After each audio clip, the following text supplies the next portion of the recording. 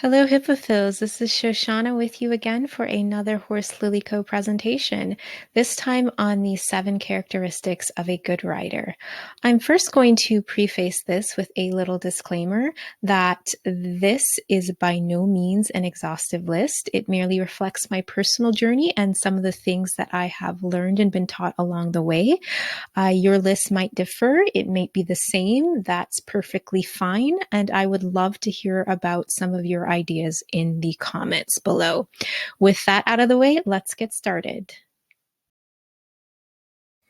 Number 1 is humility. Humility is defined by Merriam-Webster's as the quality or state of being humble. Humility is going to be the opposite of pride. It is not selfish, it exhibits gentleness, it is not pretentious, but humble.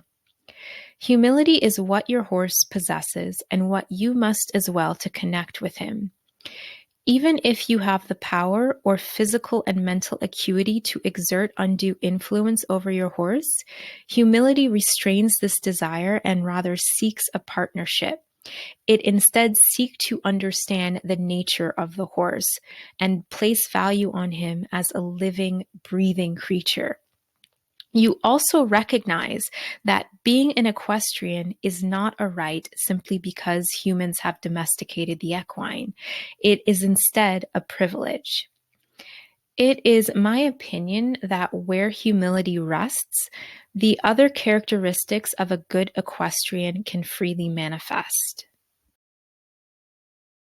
Number 2 is a willingness to learn. Don't be a know-it-all. Come prepared to listen, learn, and put things into practice, whether it is your first lesson or your 100th lesson, or even if you are doing the same exercise for the umpteenth time, there is always an opportunity to learn and grow. Number 3 is empathy. Horses have an ability to read us through our emotions, body language, our facial expressions, or even the tone of our voice. Whether you are calm, happy, sad, angry, anxious, or scared, they are able to pick up on this. There is a lot more to be said and discussed on this characteristic, but I want to hone in on just a couple things that I have learned to ask myself. The first is, are you taking the time to listen to your horse and understand their feelings, needs, and desires? Number 2, are they trying to communicate something to you? And if so, what is it? So take a moment and listen. Number 4 is an ability to set boundaries.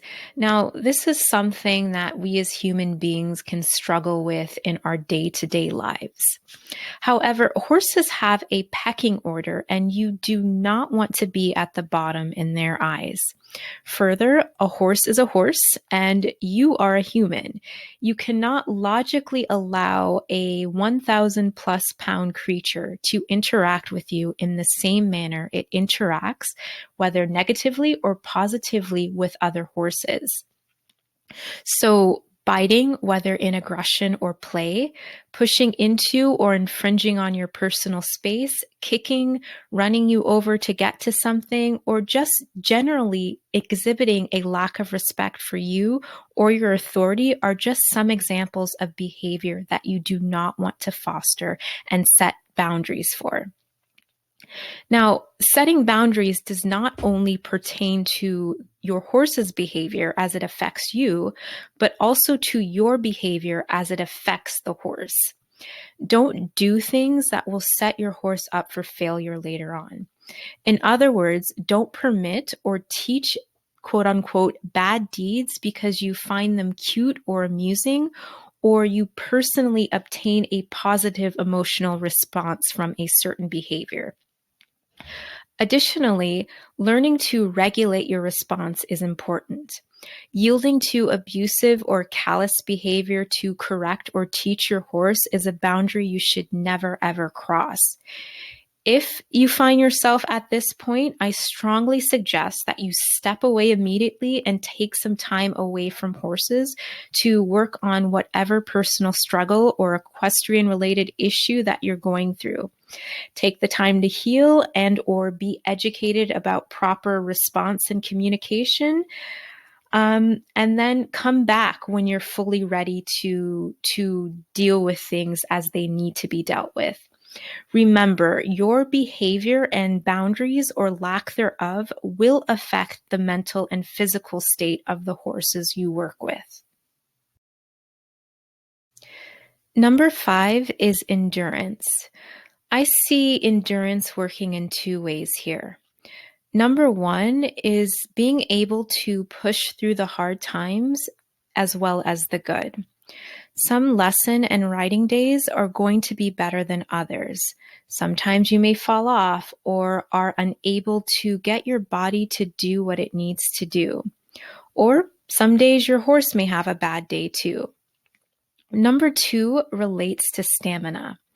Contrary to some belief, the horse does not do all of the work, and you're going to need some sustained level of fitness to withstand your time in the saddle or on the ground working with horses, or even to be able to do barn chores.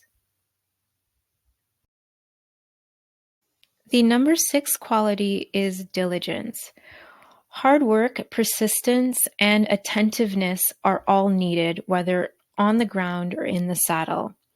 It takes all 3 to progress, be an active learner, and to achieve the goals that you have set for yourself and for your horse. Not to mention, being diligent in the care of an animal who is completely dependent upon you is non-negotiable. Number 7 is having a goal.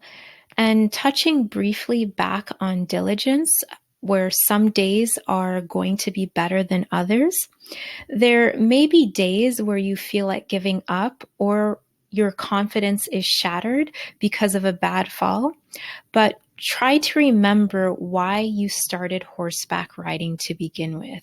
Was it to compete, to be able to teach others in the future? Was it for pleasure or for multiple reasons?